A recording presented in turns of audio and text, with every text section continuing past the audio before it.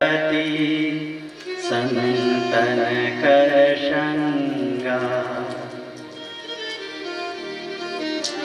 प्रथम भक्ति गोस्वामी तुलसीदास जी और सरल कर दिए कि भक्ति करना चाहते हो तो पहले संत का संग करो। अरे जिसको भी अनंत भगवान मिले उसके जीवन में पहले संत मिले। प्रहलाद को भगवान मिले तो पहले नारद मिले, ध्रुव को भगवान मिले तो पहले नारद मिले। ऐसे एक भी उदाहरण नहीं जिसको सीधे भगवान मिले, एक भी पहले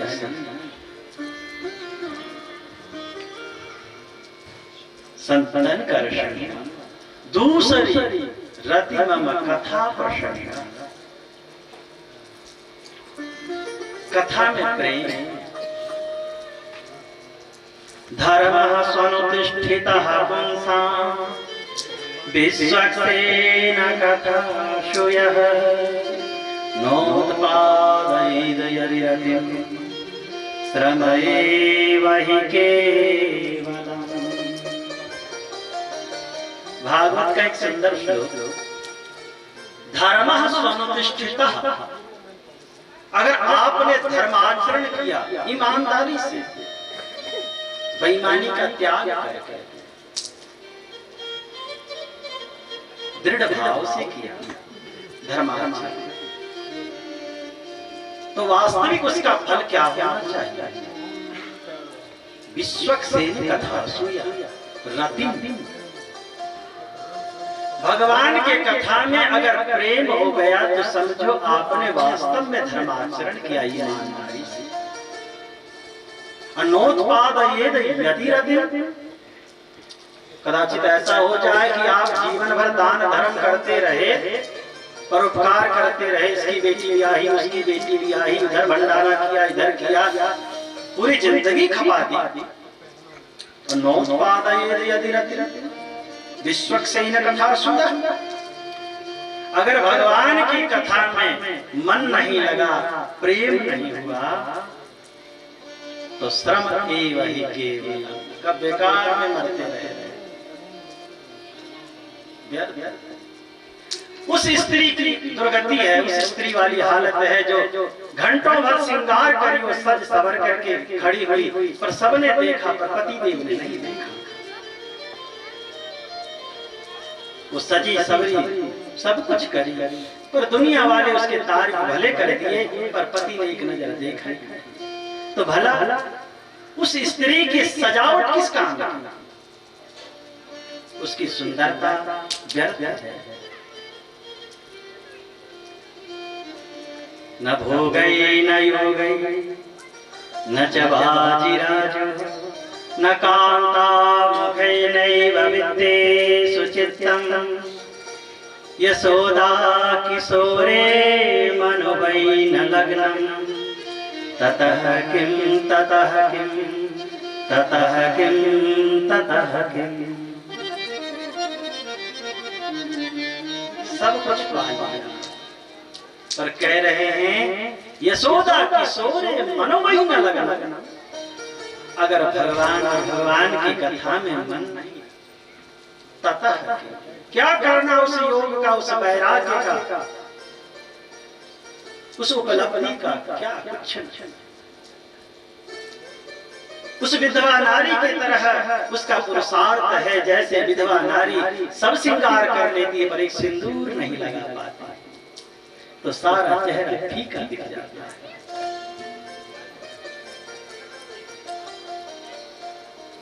और सुहागन नारी शरीर पे भले और श्रृंगार ना हो पर माथे पर सिंदूर है तो अलग ही शोभायमान होती है। तो भगवान के कथा में मन लग गया तो उसने सब कुछ पा लिया। अब प्रभु कृपा करे हुए ही भांति सब तजी भजन करे हो दिन राति। हे प्रभु अब ऐसी कृपा कर दो कि हर जगह से मन हट जाए।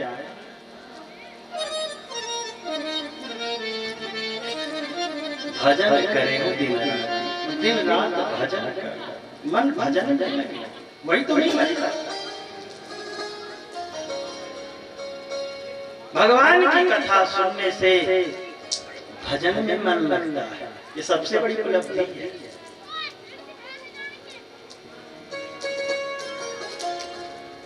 भागवत की महिमा भागवत में नहीं, अन्यत्र व्यास जी ने वर्णन किया। महिमा जानने पर जीव की प्रवृत्ति, भगवान है, वेद व्यास है, परमात्मा है, वो जान रहे जीव की दुर्गति। ये जीव लालची है, लालच दिया जाता है, ऐसा करो तो ये हो जाएगा, ये फल फलेगा।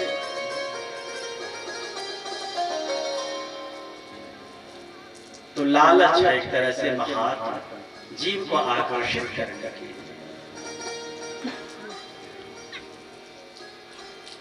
कि लालच बस भी अगर जीव भगवान की भक्ति करता है, अकाम सर्व काम वा मोक्ष काम उदारधि तीव्रेण भक्ति योगेन यजेत पुरुषं परम। भागवत का एक सुंदर सिद्धांत, अकाम, कोई कामना ना हो तो भी भगवान की भक्ति करो। अकामः सर्व कामो वा मोक्ष काम उदारधि तीव्रेण भक्ति योगेन यजेत पुरुषं परम। सारी कामनाओं से ग्रसित भी हैं अगर आप, ये भी चाहिए वो भी चाहिए, ऐसा भी हो जाए वैसा भी, दिन भर मनुष्य में पागल है तो पर भी भगवान की भक्ति करो। और कोई कामना ना भी हो तो पर भी भगवान की भक्ति करो। जैसे बीमारी आदमी को देखते हो, भूख ना भी लगे तो पर भी लोग कहते हैं थोड़ी तो खाई, भूख लगे तो खा, भूख ना भी लगे तो पर भी खाना चाहिए। हम लोगों को भी मोह माया रूपी बीमारी हो गई है, बीमार है, दरिद्र दारिद्र जड़ खदाहिताना, तुम लोग दरिद्र है। इसलिए बुखार वाले को भूख नहीं लगती, लगती है नहीं, भूख नहीं लगती, खाने को मन नहीं करता। स्वादिष्ट से स्वादिष्ट वस्तु भी रख दिया जाए उसके सामने तो अंदर नहीं जाता, कोई स्वाद नहीं जाता। पर फिर भी लोग कहते, डॉक्टर साहब कहते हैं कि थोड़ा तो खा ही लो तभी दवा देंगे, खाली पेट। तो यानी भगवान की भक्ति में मन न भी लगे तो पर भी भगवान की भक्ति करो। नाम लेने में परेशानी हो फिर भी जपो।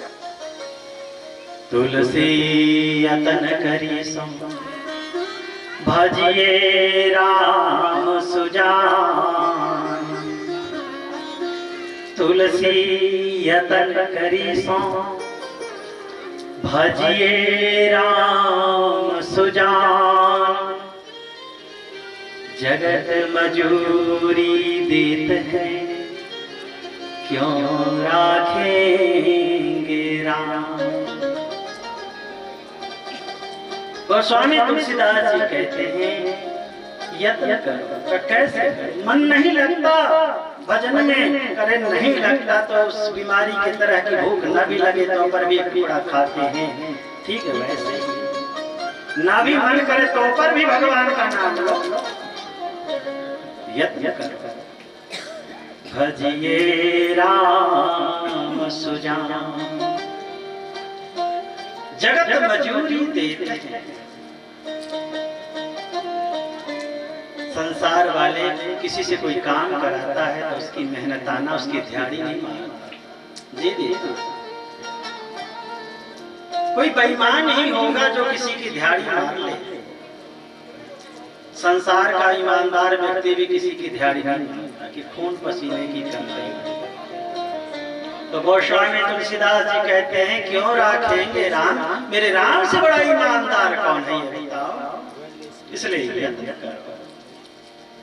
राम नाम जपो, राम को नाम हृदय में धरो,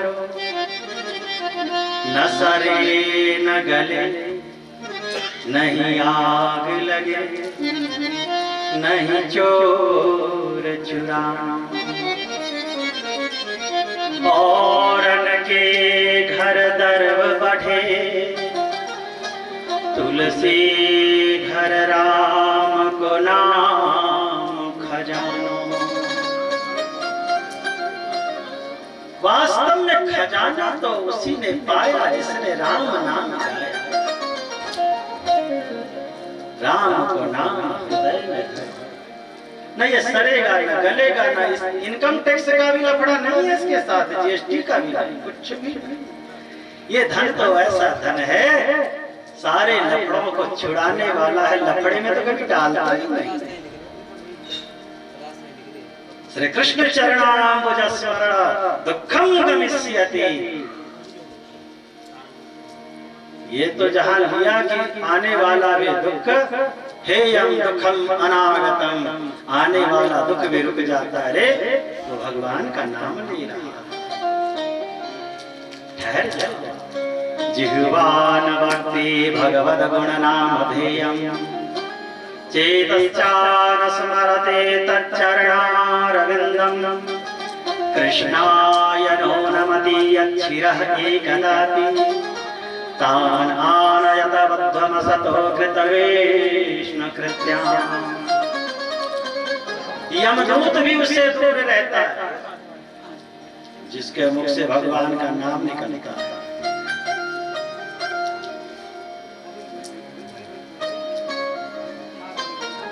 हरि ओम मुख से गोविंद बोलो प्यारे, हरि ओम मुख से गोविंद बोलो प्यारे, हरि ओम मुख से गोविंद बोलो प्यारे, हरि ओम मुख से गोविंद बोलो प्यारे, हरि ओम मुख से गोविंद बोलो प्यारे, हरि ओम मुख से गोविंद बोलो प्यारे, गोविंद बोलो प्यारे, गोपाल बोलो प्यारे, गोविंद बोलो प्यारे, गोपाल बोलो प्यारे, गोविंद बोलो प्यारे, गोपाल बोलो प्यारे, गोविंद बोलो प्यारे,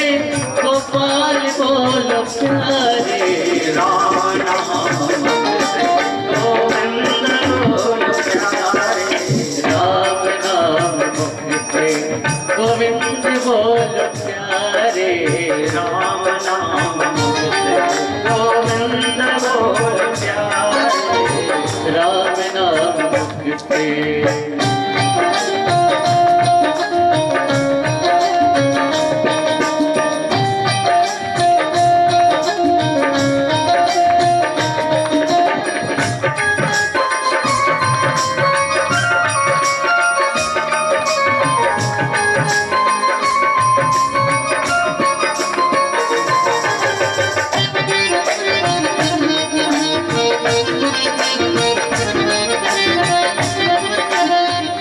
राम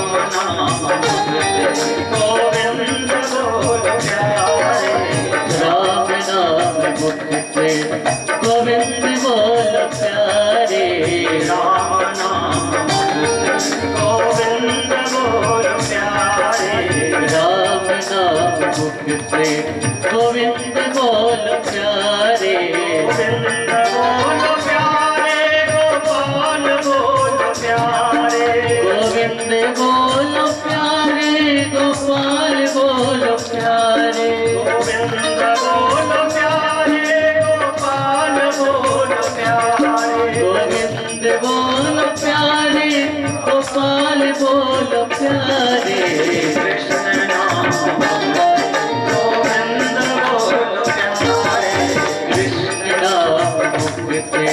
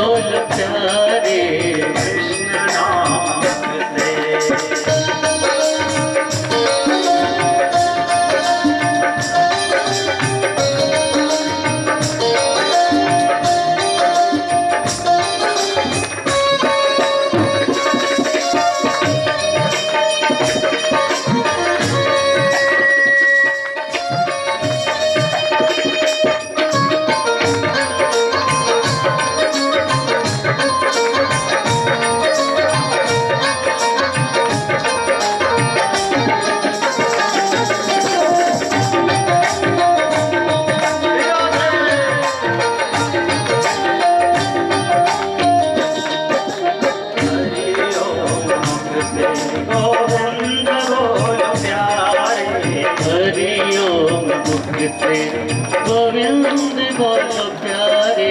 हरि ओम गोविंद बोलो प्यारे। हरि ओम से गोविंद बोलो प्यारे। गोविंद बोलो प्यारे, गोपाल बोलो प्यारे। गोविंद बोलो प्यारे, गोपाल बोलो प्यारे। गोविंद बोलो प्यारे, गोपाल बोलो प्यारे। गोविंद बोलो प्यारे, गोपाल बोलो प्यारे। सीताराम से गोविंद बोलो प्यारे। सीताराम से गोविंद बोलो प्यारे। सीताराम से गोविंद बोलो प्यारे। सीताराम से गोविंद बोलो प्यारे। सीताराम से कृष्ण कृष्ण कृष्ण राधे श्याम श्याम राधे राधे राधे श्याम श्याम श्याम श्याम श्याम राधे राधे राधे। हरि ओम से गोविंद बोलो प्यारे। हरि ओम से गोविंद बोलो प्यारे। हरि ओम से गोविंद बोलो प्यारे। हरि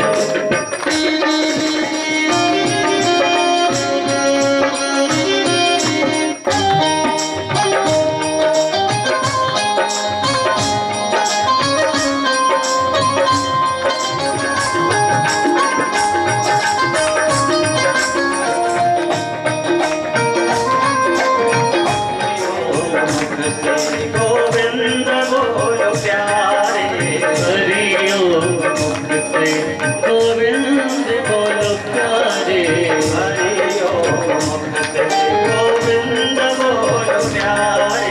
हरि ओम से गोविंद बोलो प्यारे। गोविंद बोलो प्यारे, गोपाल बोलो प्यारे। गोविंद बोलो प्यारे, गोपाल बोलो प्यारे। गोपाल बोलो प्यारे। राधे कृष्ण मुख से गोविंद कृष्ण मुख से गोविंद बोलो प्यारे। राधे कृष्ण मुख से गोविंद बोलो प्यारे। हरि ओम मुख से गोविंद बोलो प्यारे। हरि ओम से बोलो प्यारे। राम नाम मुख से गोविंद बोलो प्यारे। माता गोविंद बोलो प्यारे। भोला नाम से गोविंद बोलो प्यारे। भोला नाम मुख से गोविंद बोलो प्यारे। कान्हा नाम से गोविंद बोलो प्यारे। हरि नाम से गोविंद बोलो प्यारे। हरि ओम मुख से गोविंद बोलो प्यारे। हरि ओम मुख से। वेदे रामायणे महाभारते तथा आदौ मध्ये चान्ते हरि सर्वत्र गीयते। आलोट्य सर्वशास्त्राणि विचार्य च पुनः पुनः इदमेकं सुनिष्पन्नं देवो नारायणः सदा। सकल शास्त्रों का दो निचोड़ है। जिन मेधावियों ने बारंबार शास्त्रों का अध्ययन किया वो दो निर्णय कर पहुंचे। वेदे रामायणे महाभारते तथा आदौ मध्ये चान्ते। प्रारंभ में, मध्य में और अंत में एक निर्णय है, हरि सर्वत्र गीयते। भगवान का भजन करो।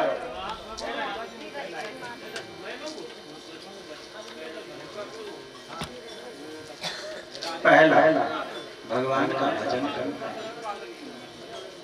बारी मथे धृत होय बरु सिकताते बरुते बिनु हरि भजन न भवतरिया यह सिद्धांत अपे। बारी मथे धृत होय बरु, पानी मत कर किसी ने घी निकाला क्या? दूध दही मत करके तो सब कोई घी निकालते आए, यही नियम है। पर पानी मत कर किसी ने निकाला, पानी में मट्ठा लगाता रहा, दही ना हो पानी पानी, शुद्ध जिंदगी भर मथाने चलाते रह जाएंगे पर मक्खन नहीं निकलेगा, घी नहीं निकलेगा, होता है। पर गोस्वामी तुलसीदास जी कहते हैं कि हो सकता है कोई ऐसा भी सिद्ध पुरुष हो जो ऐसा करके दिखाए। सिकता ते बरुते, सिकता कहते हैं बजरी को, बालू रेत, उसको पेर करके किसी ने तेल निकाला आज तक? देखा कभी कभी सरसों पेर के तेल निकालते तो देखा, कभी रेत पेर के तेल निकालते देखा नहीं देखा। पर गोस्वामी तुलसीदास जी कहते हैं कोई सिद्ध पुरुष ऐसा भी हो जो ऐसा करके दिखा दे, चमत्कार जिसको कहते हैं। पर एक चीज न देखा ना संभव है ना हो सकता, क्या बिनु हरि भजन, ये भाई ने ठीक है। भवतरिया यह सिद्धांत अपे, पर न पहले न आज न भविष्य में बिना भगवान के भजन किए न तो किसी को मुक्ति मिली है, न मिल रही है, न मिलने वाली है। ये न हुआ न हो सकता। बिना भगवान की भक्ति किए भजन किए ये संभव नहीं है। वो कह रहा है कि हमने मुंह पाकर के भगवान का नाम लिया तो देखो मुंह तो लंबे से हैं पर राम नहीं बोल सकता।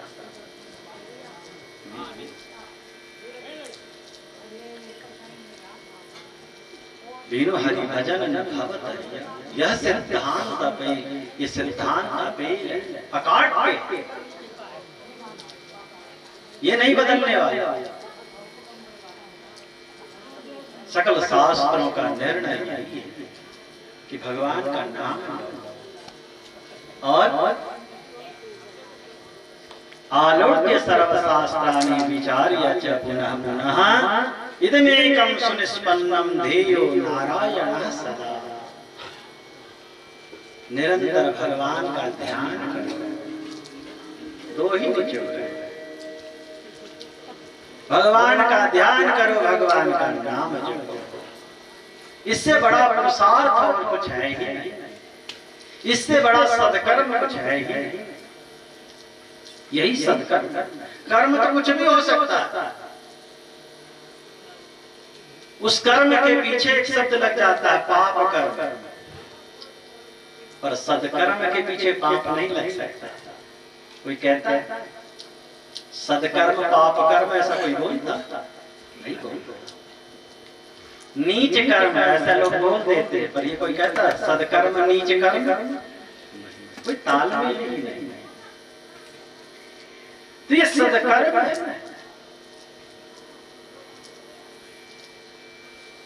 भगवान का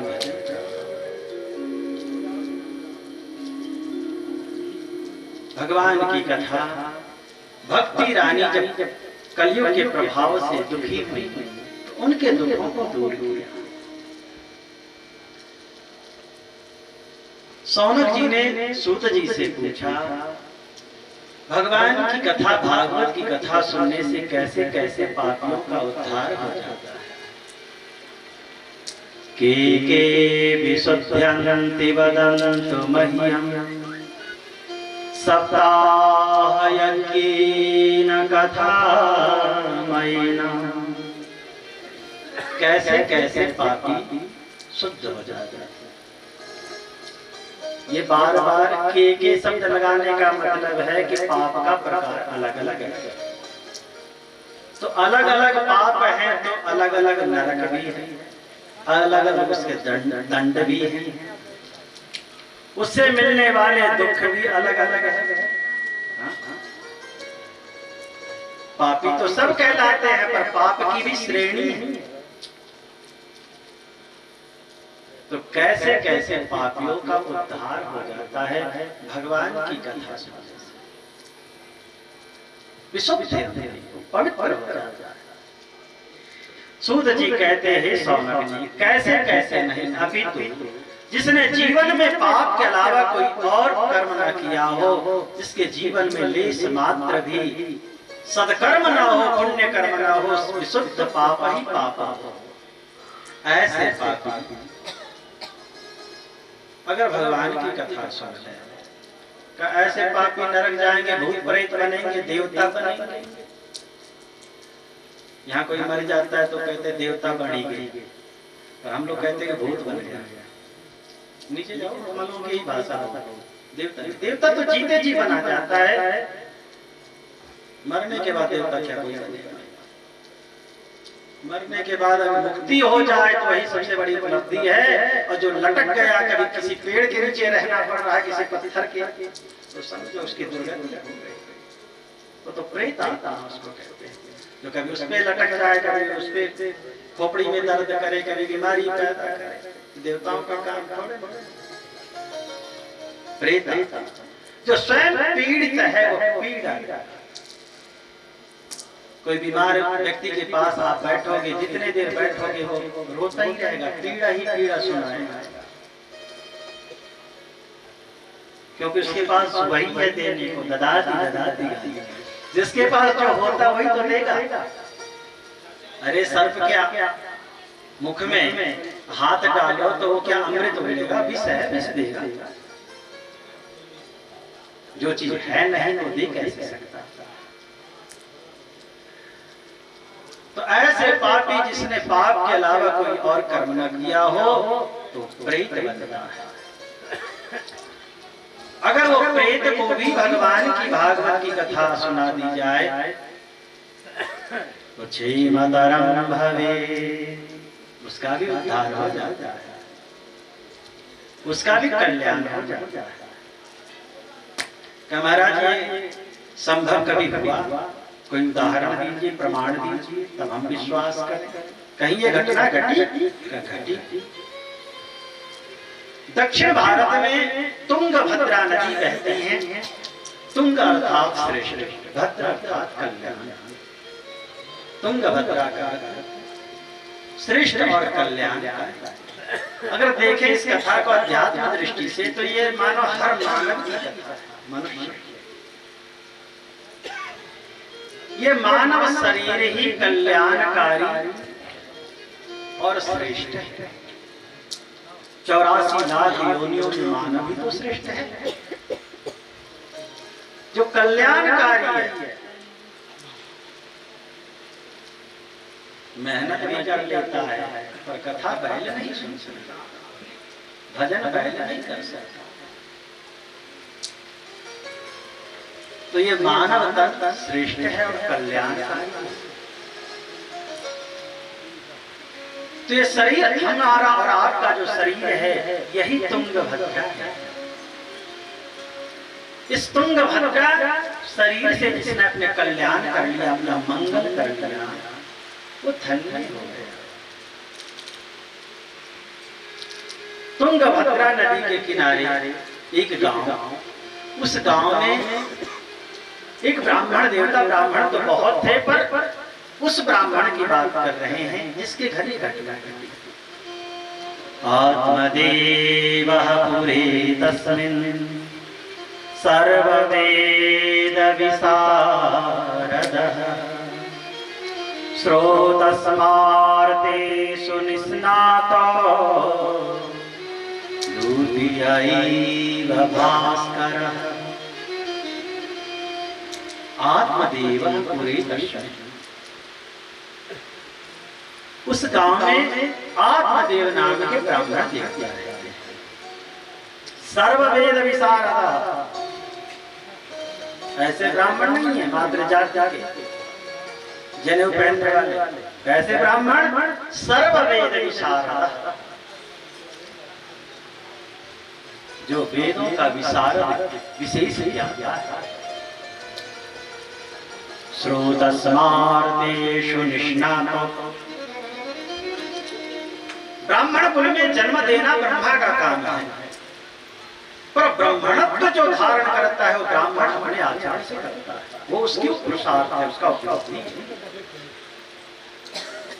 ब्राह्मण के घर जन्म हुआ, इसमें उसकी कोई पुरुषार्थ नहीं, तो ब्रह्मा जी की कि कुत्ता न बना करके ब्राह्मण मनुष्य बनाया, मनुष्य में भी ब्राह्मण के घर जन्म दे दिया, चाहे जैसे। पर वास्तव में जिसने वेद के द्वारा ब्राह्मणत्व को प्राप्त कर लिया, वो उसका स्वयं का पुरुषार्थ है। और दूसरा, श्रोतस्मार्तेषु निष्णातो, जो श्रुतियों ने सदाचार का वर्णन किया है, धर्म का ज्ञान प्रदान किया है, श्रुति अर्थात वेद। अब तो वेद के लिखे हुए मंत्र है, पर प्रारंभ में प्राचीन काल में ये श्रुति के नाम से वेद विख्यात रहा। अनादिकाल वेद का नाम जो है श्रुति, सुनने की परंपरा थी। भगवान नारायण ने ब्रह्मा जी को सुनाया, सुन सुन करके याद करते। आज भी ऐसी परंपरा है, गुरु जी बोलते हैं, गुरु जी यहाँ तो कुछ लिखा है, लिखते, परंपरा ऐसी है पढ़ने की।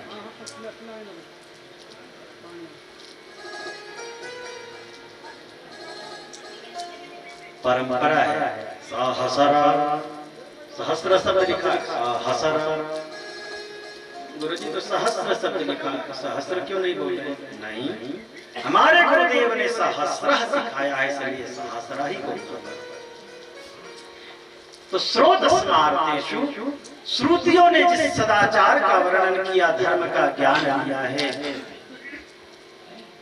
वो ब्राह्मण धारण करते हैं। ब्राह्मण कुल में जन्म लेने के बाद तो वास्तव में वो ब्राह्मण कहलाने योग्य है।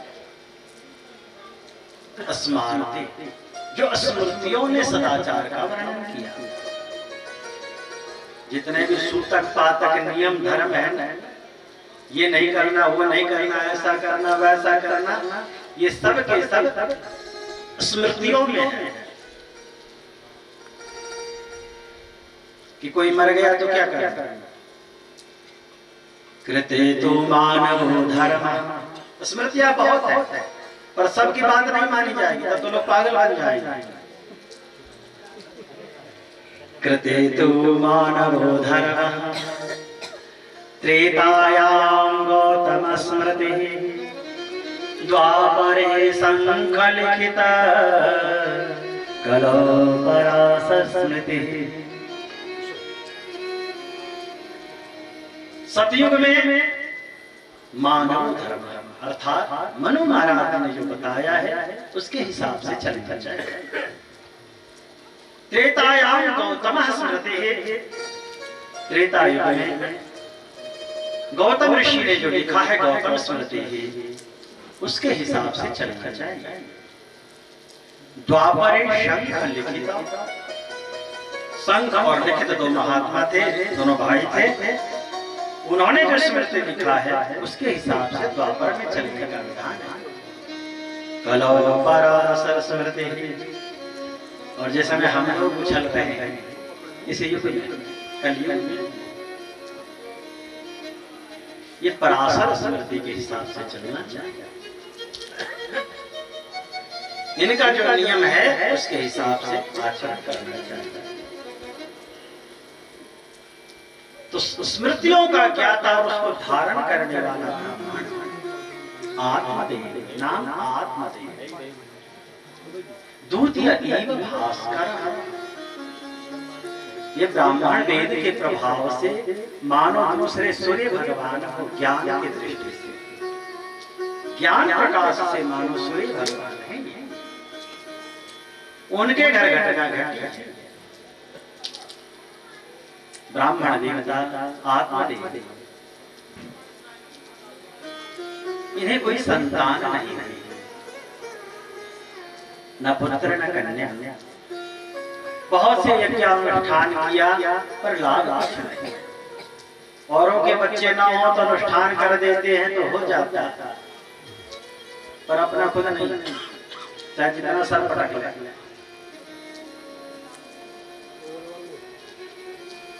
आत्मदेव का सम्मान था तो एक खोट थी, इन्हें कोई संतान नहीं। तो और जो ब्राह्मण थे जो इनसे जलने वाले थे, वो इनकी इस बात पर खिल्ली उड़ाते हैं। दूसरे का पूजा करा रहा, गोपाल सहस्त्र नाम का पाठ करने, अपना तो गोपाल है ही।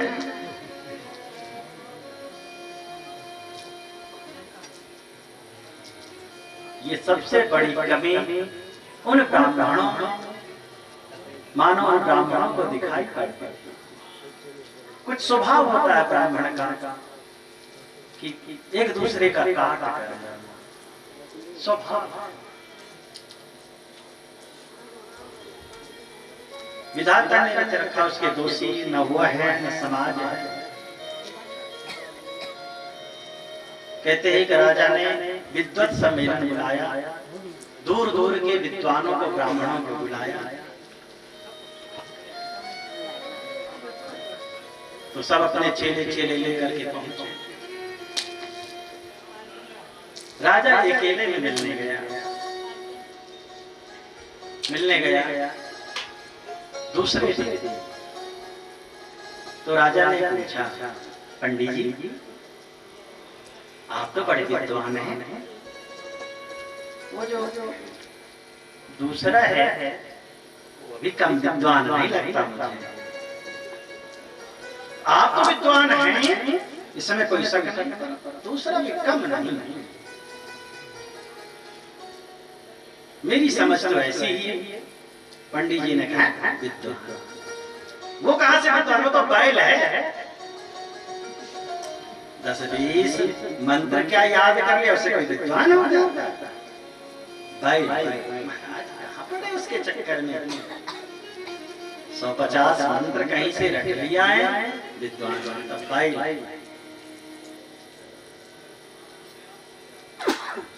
पीठ पीछे दोनों चिपक के बैठे थे। बाद में जब पीठ पीछे मिलने गए तो एक ने बैल बताया दूसरे को।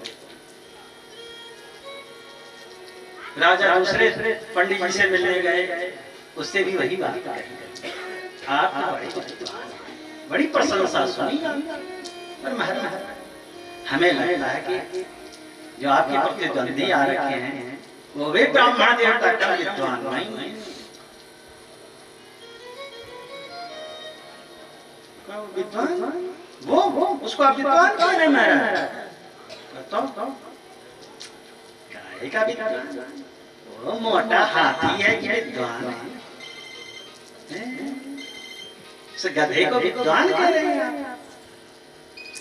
10-20 मंत्र रट लिया, कुछ नहीं। आपको जो पूछना हमसे पूछिएगा। एक ने दूसरे को बैल बताया, दूसरे ने को गधा बताया, हाथी बताया।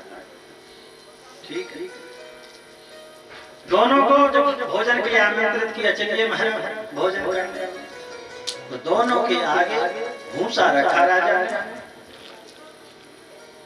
तो ये क्या है? खाओ।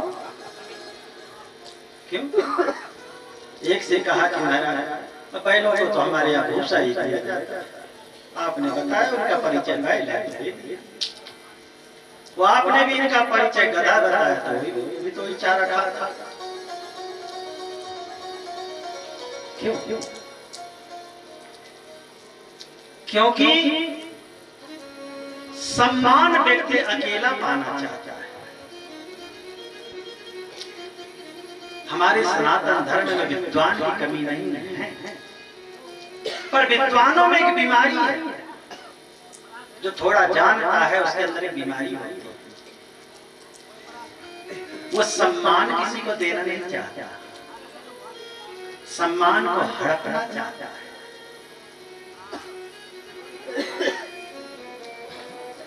विद्वान सम्मान अपने आप अकेला भोगना चाहता है और अपमान लोग बांटते हैं।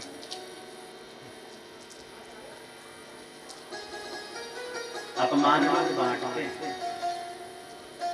कोई अच्छा काम हो गया तो कहते हैं ना हमने किया था, हाँ हमने किया था, हमने बात करी थी मंत्री जी से, तब श्रेय लेने के लिए लोग आगे बढ़ जाते हैं, सम्मान पाने के लिए गला अच्छे पर किसी को सिखाया नहीं, मर के चले गए। सीख जाएगा तो दूसरा भी उसी तरह आदर पाएगा। ये दुनिया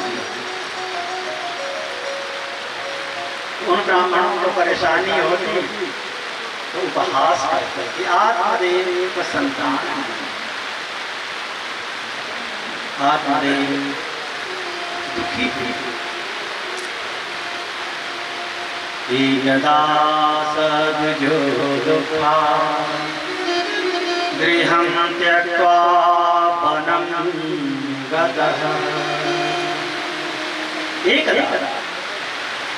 एक दिन की बात है कि आत्मदेव को इतना दुख हुआ कि एक संतान नहीं है, बच्चा नहीं, तो लोग मेरी खिल्ली उड़ाता, क्या करूंगा जी, किस काम की ये विद्या पुरुषार्थ, ये सम्मान। जब एक संतान न होने के कारण बैठ करके प्रपंच करते, खिल्ली उड़ाते हैं। गृहं त्यक्त्वा, घर छोड़ दिया, वनं गतः, जंगल चले, लकड़ी काटने नहीं, मरने। प्राणास्त्यज्य आकष्टं मम संस्थितम्। इतने दुखी हो गए बेचारे कि डिप्रेशन में आ गए, आत्मदेव और गए आत्महत्या करने के लिए जंगल चले गए। बेटा नहीं तो मैं भी नहीं, मर जाऊंगा। पर मरने का उपाय कैसे मरूं? मरने वाला भी बहुत स्कीम लगाता है। मरूं तो कैसे मरूं? 2-4 दिन तो उसको सोचने में लगता है कि मेवान खा के मरूं, तो फांस ना खाऊं, क्या कर। और हर चीज में वो देखता है कि कौन बढ़िया रहेगा, वहां भी घाटा मुनाफा देखता है कि मरने में परेशानी कम। बुद्धि तो इस समय उनकी विपरीत होती है, विपरीत होती है, पर विपरीत बुद्धि से भी वो हानि लाभ सोचता, ये देखता है मरने में ज्यादा कष्ट न हो। और जो लग जाता है कि नहीं सरल है, फांसी लगा लेगा, टक से मर जाएगा, पता नहीं जहर खाया तो तड़फड़त ही रहे, फिर कोई अस्पताल ले जाएगा तो फिर दिक्कत हो जाएगी।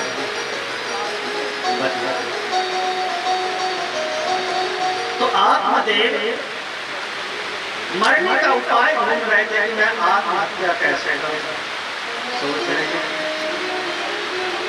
पर ज्ञानी है, विद्वान, तो जो उपाय देखते हैं उसमें लगता है कि उचित नहीं, ठीक है।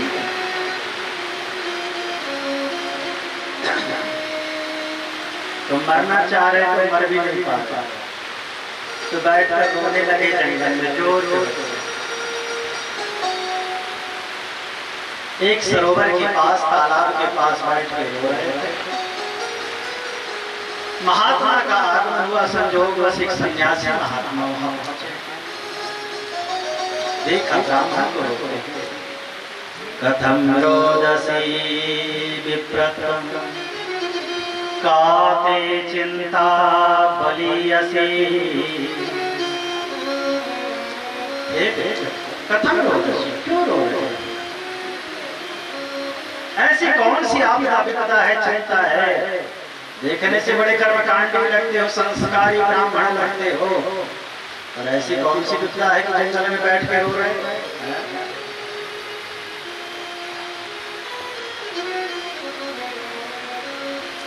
स्वस्य दुखस्य कारण, ऐसा कौन सा तुम्हारा दुख है, कारण है जो तुम रो रहे हो?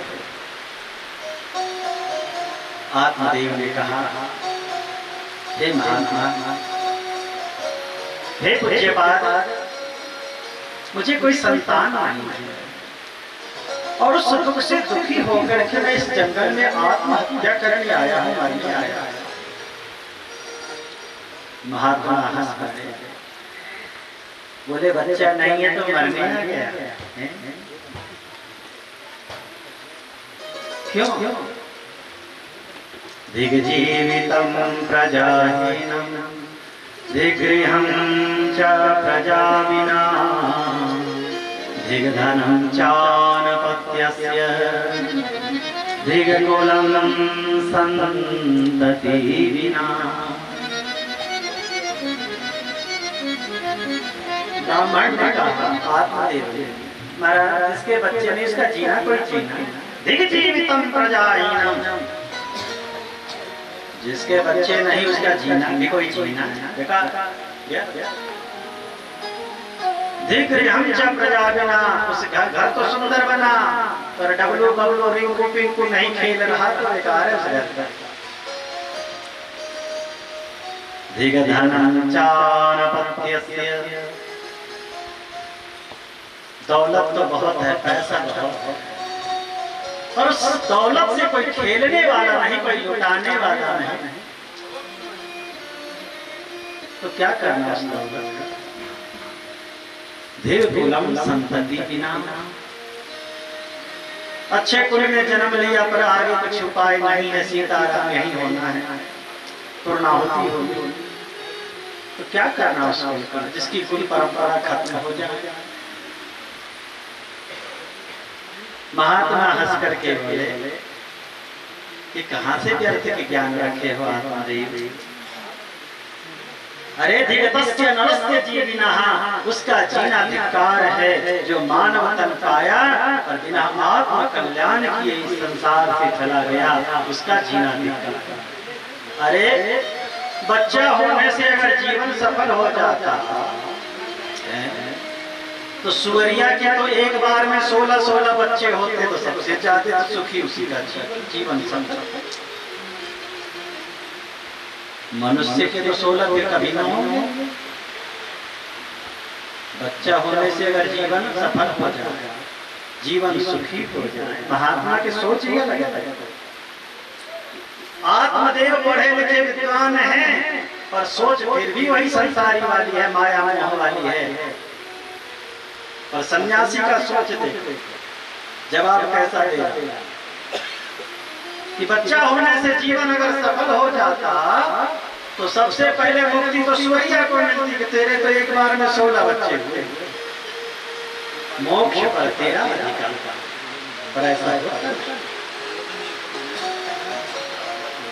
और तुमने जो ये बात कही कि उस घर को धिक्कार है, घर तो सुंदर है पर संतान नहीं है, तो ये भी सत्य नहीं। अरे जिस घर में भगवान की आरती पूजा ना हो, बड़े बुजुर्गों माता पिता की सेवा न हो, आदर न हो, अतिथियों का सत्कार न हो, गौ ब्राह्मण का आदर न हो, भूत बसहि दिन माही, वो सब घर में जितने रहते हो भूत ही हैं। क्या करना? उस घर को धिक्कार है जिस घर में धर्माचरण नहीं होता, धर्म का कार्य नहीं होता, कभी पूजा की घंटी न बजे, कभी शंख की ध्वनि न सुनाई पड़े, कभी ओम जय जगदीश हरे की सुनाई उस घर से न पड़े, तो कहो शमशान नहीं है, जीते ही भूत रहते हैं उस घर में। घर बढ़िया बना लेने से जीवन सफल हो गया। और आपने जो ये कहा आत्मदेव कि पैसा तो बहुत है, धन तो बहुत है, पर संतान नहीं है, तो धन को धिक्कार है, ये भी ठीक नहीं, क्योंकि विधाता ने धन के 3 ही गति बनाया। किसी के पास धन है तो 3 मार्ग है जाने का। आया चाहे कैसे हो पर जाएगा 3 रास्ते। उत्तम दान, मध्यम भोग और अधम नाश, 3 ही गति। जो धर्मात्मा होते हैं वो धन को धर्म में दान में लगाते हैं, धर्म करते हैं। लोक भी मंगल कर लोक भी मंगल, दोनों मंगल कर लेते हैं। जो भोगी प्रवृत्ति के होते हैं वो दान का धन का भोग करते हैं, अच्छा खाते, अच्छा से रहते, पहनते, घूमते फिरते, उसमें खर्च करते। और जो मूर्ख होते हैं वो तो नाग की तरह दौलत पर बैठे रहते, न खाऊंगा न खाने दूंगा। ऐसे नागों का धन नाश। तीसरी गति, फिर कुल में कोई जुआड़ी शराबी होगा,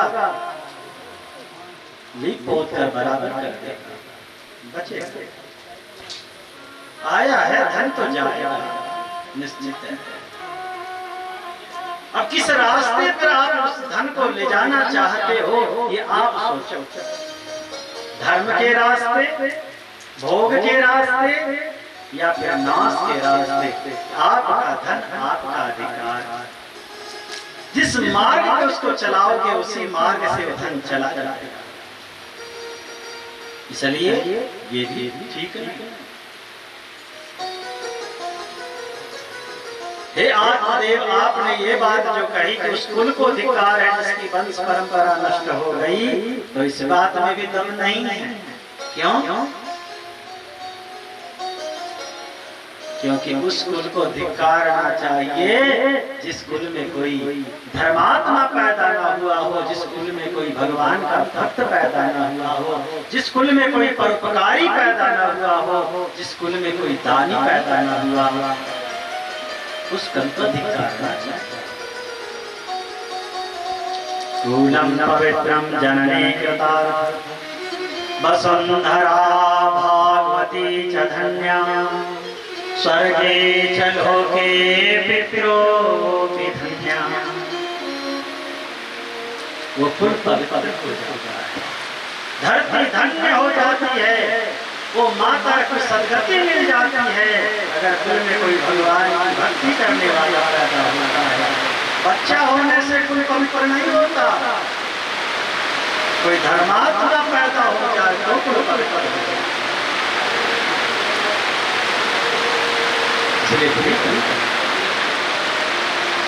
और आत्मदेव संतान की ऐसी लालसा, रोने लगे पांव पकड़कर। महाराज हमें ज्ञान नहीं की तो संतान की ज्ञान नहीं, संतान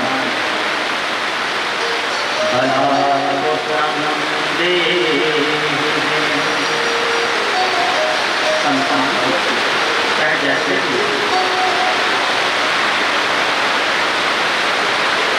संत ने दिव्य दृष्टि से, ज्ञान दृष्टि से देखा कि संतान की लालसा इसके मन में इतनी है कि ये मरने को आया है, पर बच्चे हुए क्यों नहीं? बच्चे हुए क्यों?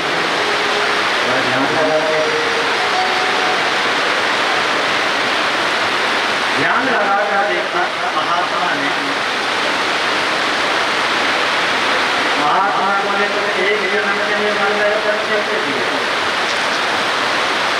सफल जन्माधीता पुत्रो नैव तनैव च। अगले 7 जन्म तक तुम्हें संतान नहीं, पुत्रो नहीं बचा, नहीं बचा। 7 जन्म तक संतान नहीं। इसलिए त्यज्य संसार वासना, ये संसार की वासना छोड़ो। बेटा बेटी की लालसा छोड़ दो, रे रे सन्यासी सर्वदा सुखम, सन्यासी बनकर भजन करें। महात्मा और दुखी हो गए। महात्मा की बात सुनकर के आत्मदेव और दुखी हो गए। चरण पकड़ करके आत्मदेव रोने लगे। कृपा कर मुझे संतान हो जाए, नहीं तो मैं मर जाऊंगा। मुझे विश्वास है कि आप आशीर्वाद दे दोगे तो जरूर मुझे संतान हो जाएगी। भरोसा है, इसलिए आशीर्वाद दो। महात्मा ने कहा चलो तेरे भाग्य में तो है, फिर भी जिद कर रहा। एक फल निकाला। इदं भक्ष्य पत्न्या ततः पुत्रो भविष्यति।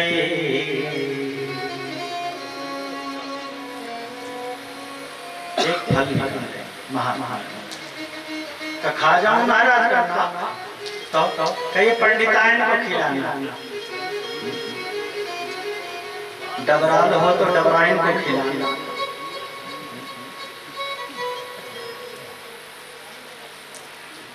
ठीक है महाराज जी, कोई नियम धर्म जी, नियम धर्म। ततः पुत्रो भविष्यति, मैंने अपनी तपस्या से इस फल में इतना प्रभाव डाला है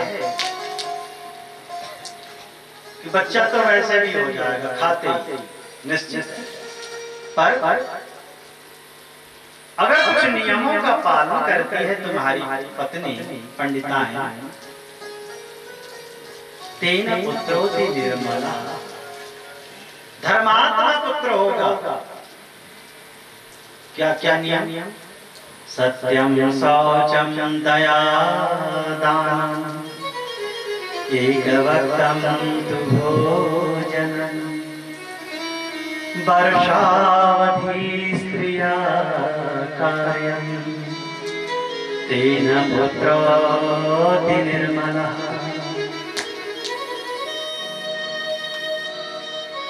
पंडिताइन से कहते ना, इस फल को खाने के बाद अगर अच्छा बच्चा चाहती है, धर्मात्मा पुण्यात्मा पापी लुच्चा लफंगा ना हो, पुण्यात्मा हो,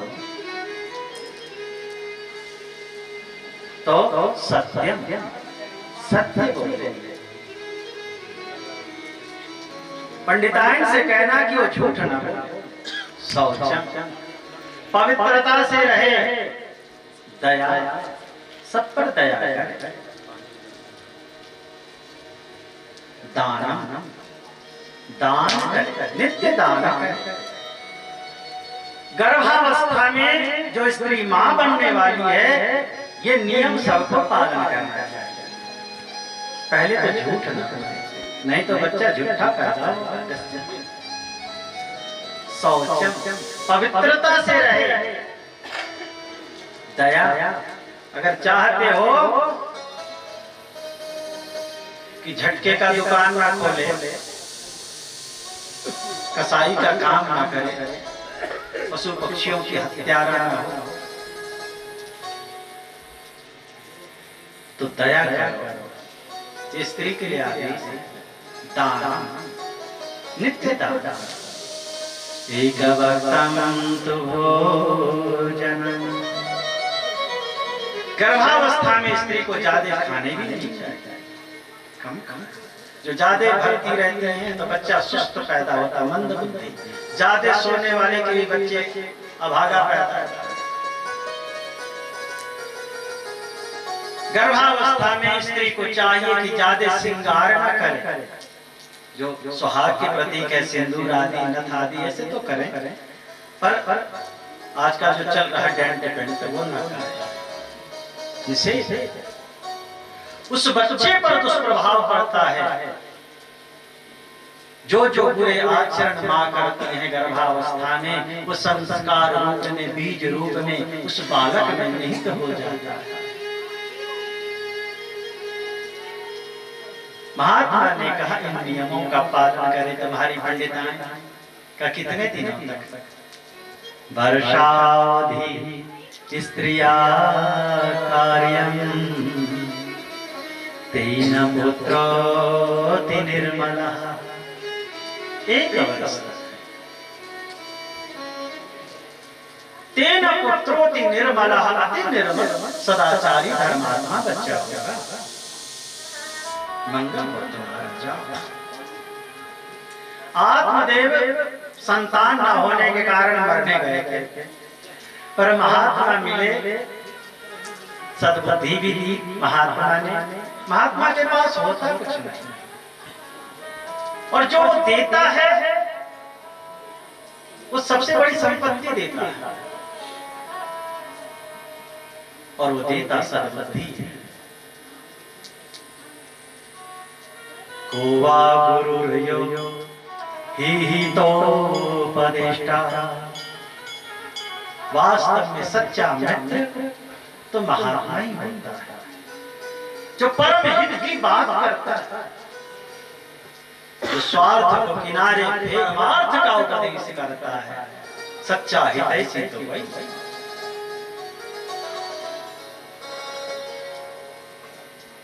मरने गया था, पर महात्मा ने उपदेश दिया, याद दिला दी कि आत्मदेव संतान के लिए मरने तो आए हो, संतान हो भी जाएगी तो सुख तो है, दुखी हो जाओ। क्योंकि सुख किसी वस्तु में नहीं, इसी भ्रम को तो मिटाना है। अरे वाले वाले, सुख अगर बेटे के पास होता तो बेटा क्यों कहता है कि बाप मुझसे कोई सुख नहीं, क्यों बाप से सुख मांगता? और बाप के पास सुख होता तो क्यों बेटे से सुख की लालसा रखता कि मेरा बेटा मुझे सुख दे दे? पति के पास सुख होता तो पत्नी से क्यों मांगता? और पत्नी के पास सुख होता तो वो पति से क्यों मांगती? भाई भाई से सुख क्यों चाहता? इसका मतलब है सुख के सब भिखारी हैं, सुख है नहीं किसी के पास, सब ठग रहे हैं।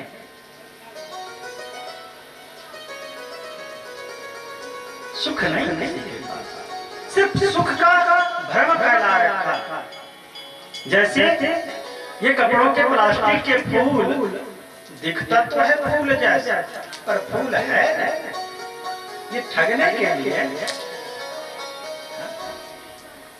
बनाने वाले ने ऐसा बना दिया कि असली फूल तो मुरझा जाता है, दूसरे दिन सड़ भी जाता, पर ये न सड़े न गले न मुरझाए। तो दुनिया में रखो कहते वही फूल बढ़िया, एक दिन खरीद लिया, फिर चाहे जितने प्यास किया है डालते रहो, चलता रहेगा। पर फूल नकली है, भगवान तो असली है, असली को असली पसंद है, नकली मोहि कपट छल छिद्र न भावा। ये छलावा है, ये फूल नहीं है, ये फूल का आडंबर है। और भगवान कहते हैं मैं इससे नहीं खुश होऊंगा, ये छलावा है, ठग रहे हो मुझे, बेवकूफ बना रहे हो। इससे बढ़िया इस कपड़े के फूल चढ़ाने से अच्छा तो एक वस्त्र ही चढ़ा देता, जिस वस्त्र से हम अपने शरीर को तो ढक लेते, उसकी शोभा हो जाती, उसका उपयोग हो जाता। अब ये फूल न शरीर ढकने काम में आवे, न ठंडी से बचावे, न गर्मी से, न खुशबू। तो संसार में जो सुख का आडंबर है वो तो सबके पास है, पर वास्तव में सुख किसी के पास नहीं।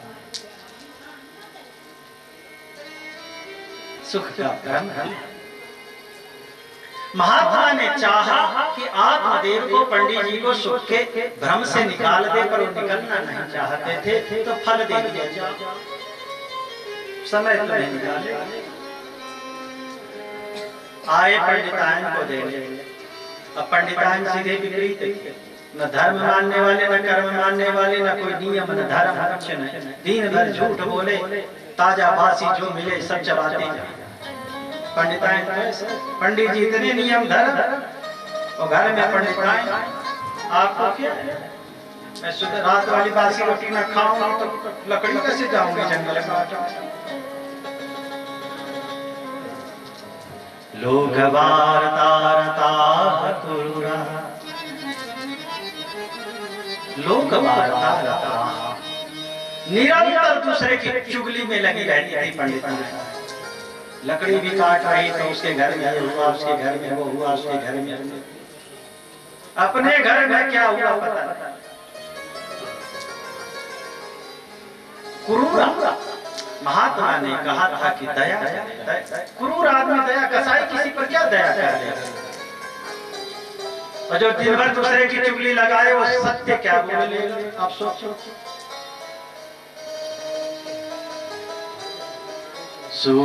सूराचरिहृतेषु कृपणा कलह प्रिया। घर के काम में तो बड़े उस्ताद, दिन भर घर में काम करने में तो बहुत मन लगता था। सूराचरिहृतेषु, पर कृपणा, महात्मा ने कहा था दान देने के लिए, पर ये कृपण है, कंजूस प्रवृत्ति है। मैल भी अगर पता लग जाए कि हमारे मैल से किसी की बुखार चली जाएगी तो मैल नहीं देने को राजी। कलह प्रिया, दिन भर लड़ाई झगड़े में उसका मन लगता था, दिन भर लड़ाई झगड़े में मन लगता था। महात्मा ने जो जो नियम बताए थे वो एक भी ये पालन करने में समर्थवान नहीं।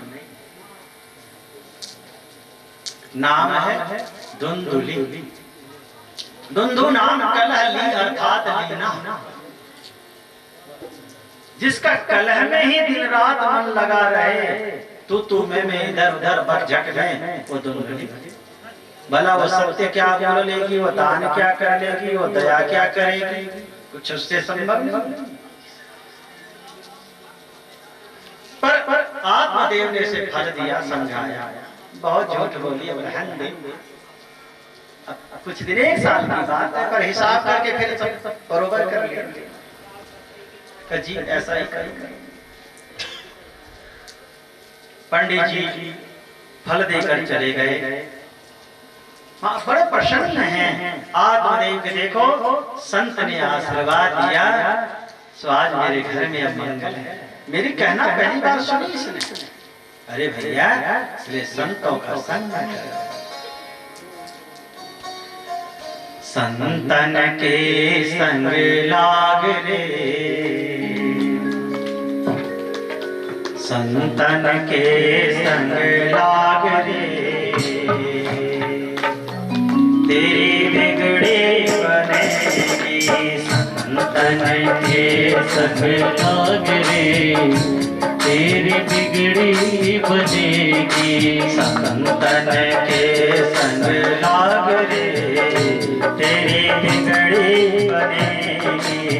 संतन के संग लाग रे, तेरी बिगड़ी बनेगी। बिगड़ी बनेगी, तेरी बिगड़ी बनेगी। बिगड़ी बनेगी, तेरी बिगड़ी बनेगी। बिगड़ी बनेगी, तेरी बिगड़ी बनेगी। बिगड़ी बनेगी, तेरी बिगड़ी बनेगी। ये तुम्हारो बड़ा भाग रे, तेरी बिगड़ी बनेगी। ये तुम्हारो बड़ भाग रे, तेरी बिगड़ी बनेगी। ये तुम्हारो बड़ भाग रे, तेरी बिगड़ी बनेगी। ये तुम्हारो बड़ भाग रे, तेरी बिगड़ी बनेगी।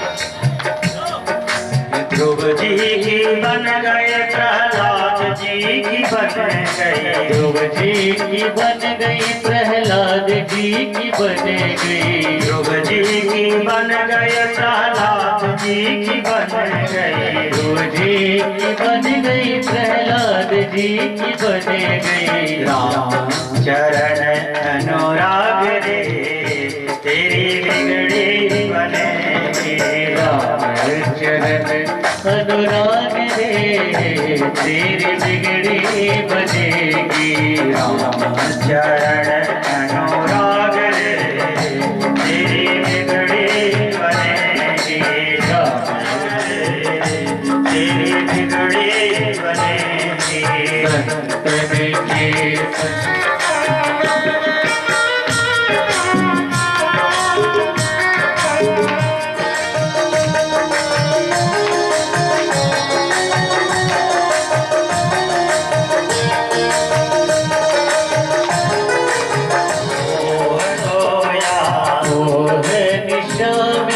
संतन के दिन सोया, तेरी बिगड़ी बनेगी, जागे सके